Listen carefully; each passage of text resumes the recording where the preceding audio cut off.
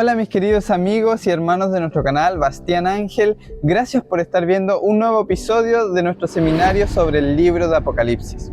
Continuando con el seminario, hemos hablado ya acerca de los 144.000 y la angustia de Jacob, el significado de sus nombres, y estamos descubriendo sus características, estos escogidos, este remanente de Israel. Bien, además, el día de hoy vamos a ver otras características de estos 144.000 sellados. En particular veremos que ellos cantan el cántico de Moisés y del Cordero. También que están de pie sobre el monte de Sión. Y además que tienen una relación estrecha con la Nueva Jerusalén. Y antes de ir a ello, quiero recordarte que todo nuestro seminario está basado en nuestro libro El rugido del Cordero.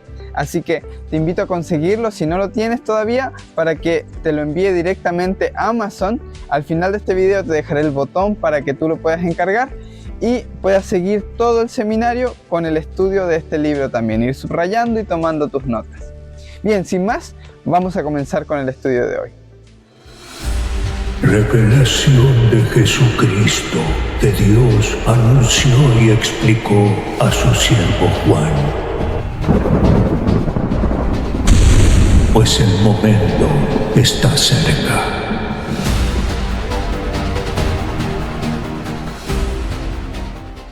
Me llama mucho la atención una de las principales características, que es que cantan el cántico de Moisés y del Cordero.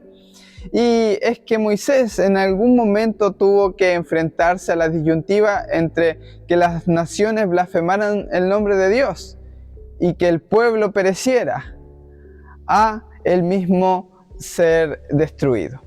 Entonces él prefirió ser él mismo destruido a que las naciones blasfemaran el nombre de Dios, el honor de Dios, y también que el pueblo de Israel fuera destruido. ¿Sí? Entonces, de alguna forma, Jesús, siendo mucho superior a Moisés, también se enfrenta a este asunto. Él trae y nos revela el carácter del Padre, el honor del Padre, su gloria, y además viene a salvar a su pueblo. Entonces, es una experiencia muy similar, el verse en la encrucijada de tener que morir por aquellos quienes a ti te importan. ¿Sí? En este caso era el pueblo y Dios, el honor de Dios, su nombre. Y Jesús de alguna forma también vive una experiencia bastante similar, ¿ok? Solo que mucho más elevada que la de Moisés. Ahora ellos cantan este cántico, pero no es el tipo de pista que nos está dando, sino también, aparte de la experiencia, es la referencia cruzada que tenemos aquí, porque cuando los israelitas cantan este cántico de Moisés, es luego de haber sido liberado de la esclavitud en Egipto y cruzar el mar, ¿sí? Ahora ellos están parados sobre un mar de vidrio y cantan este cántico. Lo interesante aquí es que están siendo liberados de la esclavitud de Egipto. Y este detalle principal es en el que me quiero enfocar. Y es que Israel o Jerusalén había venido a ser el nuevo Egipto. De hecho, descubrí algo muy interesante en mi estudio sobre el libro de Apocalipsis, y es que en un análisis exhaustivo de las referencias Strong, la palabra tierra ocurre 2 veces en todo Apocalipsis, que significa Egipto. Y esto no es casualidad. Que la palabra tierra, traducida como tierra, en el original significa en realidad Egipto, no es ninguna coincidencia. Vamos a leerlo, Apocalipsis 14:3. Y cantaban un cántico nuevo delante del trono, y delante de los 4 seres vivientes, y de los ancianos. Y nadie podía aprender el cántico, sino los 144.000 que habían sido rescatados de la tierra. Y esta expresión tierra originalmente se refería a la tierra de Egipto. ¿Sí? Y son solamente 2 las ocasiones en que esta palabra aparece en Apocalipsis. Hay otra en la que se ha traducido correctamente como Egipto. Sin embargo, aquí debería decir que estos 144.000 han sido rescatados de Egipto. Qué interesante detalle. Ahora, como ya hemos visto, y esta palabra significa aquello, vamos a leer la segunda referencia donde ha sido bien traducido. Apocalipsis 11:8.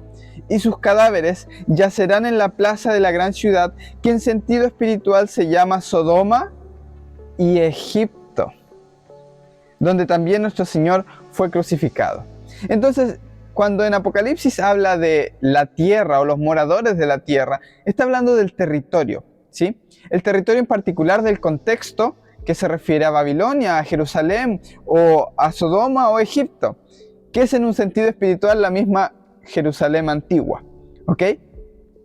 Así que, de alguna forma, Jesús fue crucificado, obviamente, en Jerusalén, por lo que entendemos que Jerusalén se refiere a Egipto. Y estos 144.000 han sido rescatados de Jerusalén, de la esclavitud en el nuevo Egipto que vendría a ser Jerusalén. Es un símbolo para referirse al yugo, como estudiamos en el tema anterior, al yugo que oprimía a Israel, que era el yugo de la ley, de la que Jesús vino a salvar a su pueblo.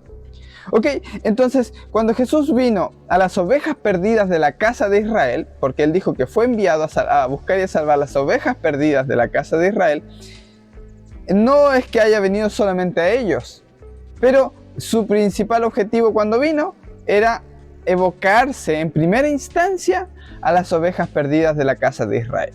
Entonces, este rescate daría sus primeros frutos o sus primicias. Y no te olvides que luego vendría una cosecha final. Eso aún está por verse. Pero los primeros frutos ya tuvieron evidencia de ello en el siglo I. El libro de Deuteronomio nos habla sobre este asunto. Deuteronomio 26 del 1 al 2.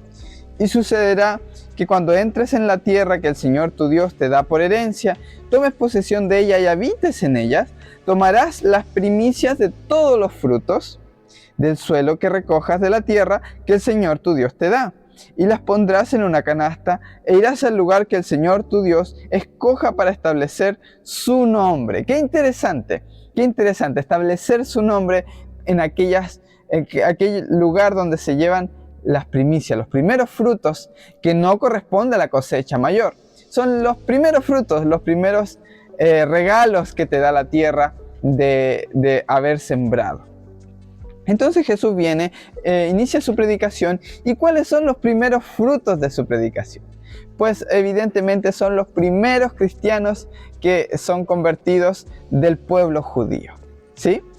Así que los primeros que salen de esta esclavitud, del yugo de la ley del antiguo Israel, de la antigua Jerusalén, son las primicias para Dios y para el Cordero. Así como dice Apocalipsis 14:4, que es siguiente al que leímos de Apocalipsis 14:13. Fueron rescatados de la tierra de Egipto, de Jerusalén en el sentido espiritual. Dice, estos son los que no se han contaminado con mujeres, pues son castos. Ellos siguen al Cordero donde quiera que va. Estos han sido rescatados de entre los hombres como primicias para Dios y para el Cordero. La palabra primicia en Deuteronomio es reshit, ¿ok? Que tiene que ver con el inicio, lo principal. El primer versículo de Génesis inicia con Bereshit bara Elohim. En el principio creó Dios. Esta Bereshit es la cabeza, lo principal, el inicio, ¿ok? Así que el inicio de todo este movimiento, de toda la gran cosecha que va a hacer Dios en Israel, una cosecha completa donde todo Israel será salvo, inicia con los primeros conversos al cristianismo, ¿ok? Sus primeros seguidores en el siglo I. Y ellos son las primicias, ellos son los 144.000 sellados que ya hemos venido estudiando en una larga serie de temas anteriores sobre los escogidos, el remanente, etcétera, etcétera. Entonces, sabemos que Jesús vino a su pueblo, pero los primeros frutos son aquellos escogidos. Luego ellos están de pie sobre el monte, los 144.000 están de pie sobre el monte, y no es coincidencia que tengan exactamente las mismas medidas, ¿sí? 12.000, 12.000 y 12.000 que la Nueva Jerusalén. Y es porque estos no solo son los primeros frutos, sino son las bases para fundar la Nueva Jerusalén. Por eso los cimientos de la Nueva Jerusalén llevan los nombres de los 12 apóstoles, ¿sí? Y las puertas de las 12 tribus. Esto tiene como mucho un simbolismo muy profundo, porque habitualmente los cimientos de Israel eran las 12 tribus, pero ahora se invierte, son los cimientos los apóstoles y las 12 tribus son las puertas. Es decir, salen de la antigua Jerusalén y vienen y se acercan a la nueva Jerusalén los de Israel, y así comienza a fundarse la nueva Jerusalén espiritual. Repite esto porque lo que acabo de decir fue muy valioso, ¿ok? Continúo. Así que aparte de las longitudes, el símbolo que hay en los números, también destaca un punto importante, y es que están en pie junto al Cordero sobre el monte de Sión, ¿ok? Esto es Apocalipsis 14:1. Los 144.000 son un grupo que responde a la pregunta de todos los antiguos profetas: ¿quién subirá al monte de Jehová? Salmos 24 del 3 al 4. ¿Quién estará en pie en su lugar santo? El limpio de manos, el puro de corazón, el que no ha elevado su alma a cosas vanas ni ha jurado con engaño. ¿Ok? Apocalipsis 6:17. Porque el gran día de su ira ha llegado, ¿y quién podrá sostenerse en pie? Pues ellos son los que se sostienen en pie. ¿Sí? Ahora, cuando trasladamos esto a la realidad, a lo que ocurrió, vamos a estudiar también Apocalipsis 6 y el sexto sello. Vamos a ver que efectivamente ellos se mantienen en pie mientras que Jerusalén sufre bajo el asedio romano. Ahora, lo más importante de todo esto es el sentido espiritual, siempre. Así que el Evangelio de Mateo, Jesús nos dice en capítulo 5, versículos del 13 al 14, vosotros sois la sal de la tierra, pero si la sal pierde su sabor, ¿con qué será salada? No sirve más para nada, sino para ser echada afuera y pisoteada por los hombres. Vosotros sois la luz del mundo. ¿Sí? Y aquí, atención. Somos la sal, somos la luz, y luego añade un tercer elemento. Pero no dice vosotros sois, sino que lo deja a que nosotros encontremos la pista. ¿Sí? Una ciudad asentada sobre un monte no se puede esconder.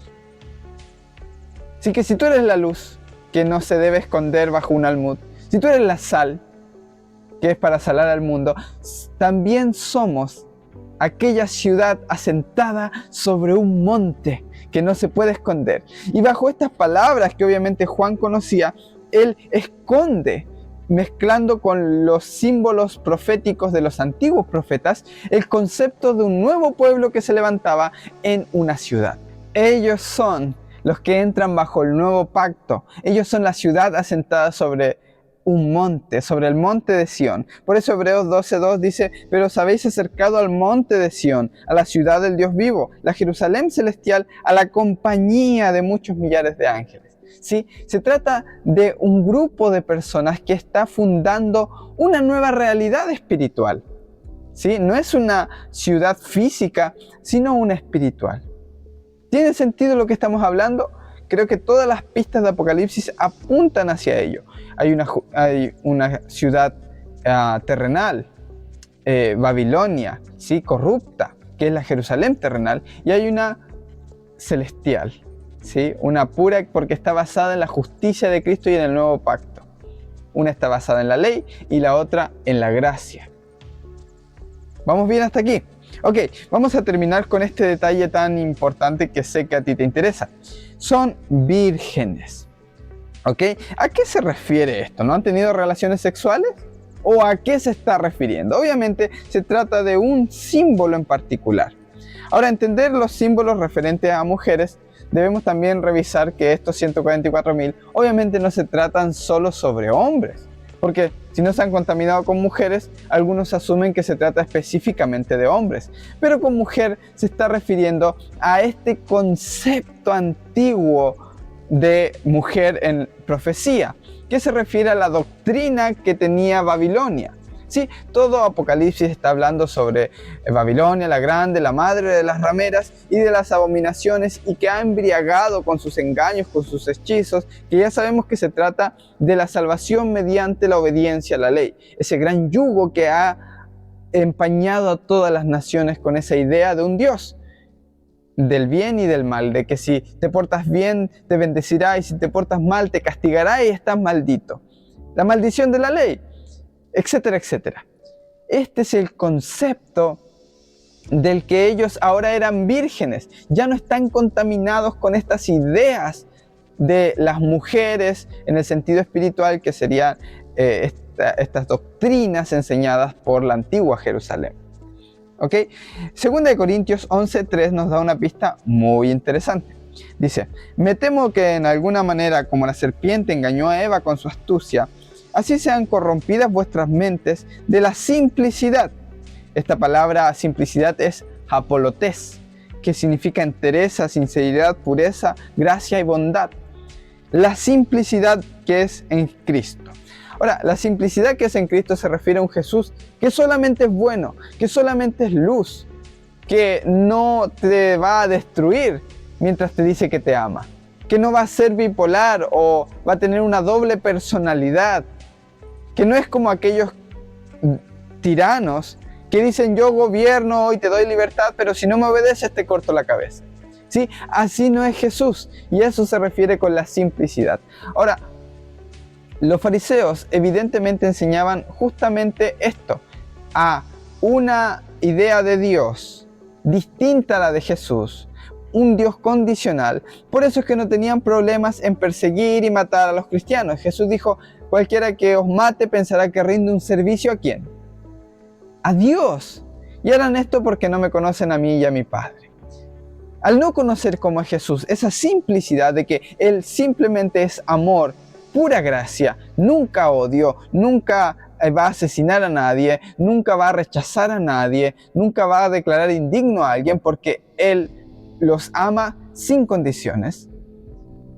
El rechazar esta idea y creer la otra idea es contaminarse como la serpiente engañó a Eva. Ahora, atención a lo que dice luego Pablo.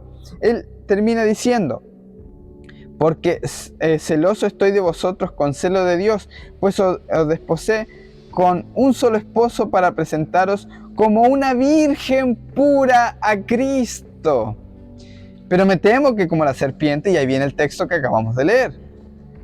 Y luego de ese texto dice: porque si viene alguno predicando a otro Jesús, ¿ven? Otra idea de Jesús que el que os hemos predicado. Si recibís otro espíritu, como el espíritu que manda descender fuego del cielo para consumir a las personas. Jesús dijo: vosotros no sabéis de qué espíritu sois, cuando los apóstoles querían replicar la acción de Elías. Porque el Hijo del Hombre no ha venido a perder las almas de los hombres ni a destruirlas, sino a salvarlas. Si alguien te habla de un Dios que viene a destruir las almas de los hombres, ese es otro espíritu, ese es otro Jesús, u otro evangelio que el que habéis aceptado bien lo toleráis.